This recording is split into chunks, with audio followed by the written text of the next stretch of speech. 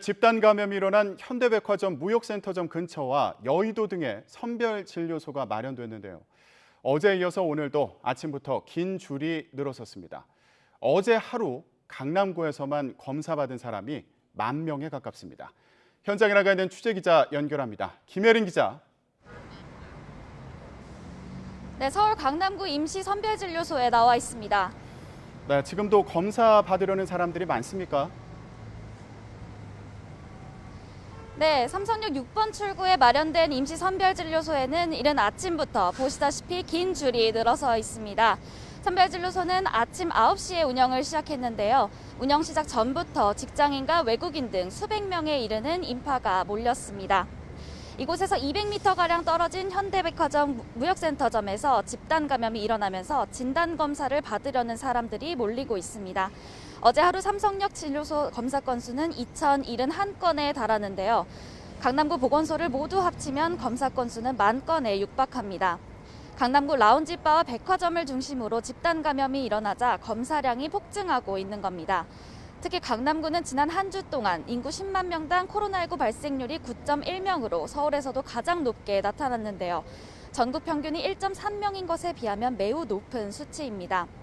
서울 전체 발생률도 심상치 않습니다.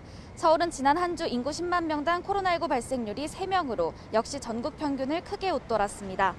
마포구 주점 집단 감염에 이곳 현대백화점 집단 감염 사례까지 서울 전체의 확산세가 이어지고 있는 건데요.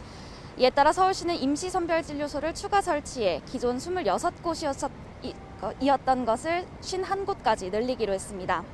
또 운영 시간을 평일 밤 9시, 주말은 오후 6시까지 연장해 검사 역량을 늘리겠다는 방침입니다. 찾아가는 선별진료소도 기존 4곳에서 10곳으로 늘어납니다.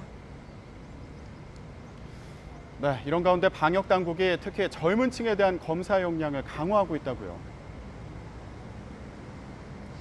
네, 그렇습니다. 최근 라운지바와 주점 등 젊은 층이 주로 이용하는 다중이용시설을 중심으로 집단 감염이 이어지고 있는데요.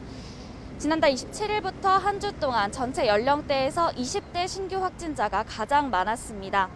따라서 방역당국은 젊은 층을 대상으로 진단검사 역량을 강화하고 있습니다.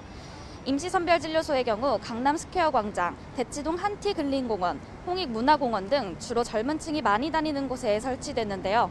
찾아가는 선별진료소 역시 노원, 양천구 등 학원이 밀집돼 있는 장소와 이태원과 같이 젊은 층의 유동인구가 많은 곳을 중심으로 마련됐습니다. 서울시는 또 학원, 음식점, 카페, 노래방 등 20, 30대가 주로 이용하는 시설 영업주와 종사자에게 선제검사 명령을 내렸습니다. 방역당국 역시 다음 주까지 사업주 신청을 받아 50인 이상 대형 사업장에서 찾아가는 선별검사를 진행하기로 했는데요.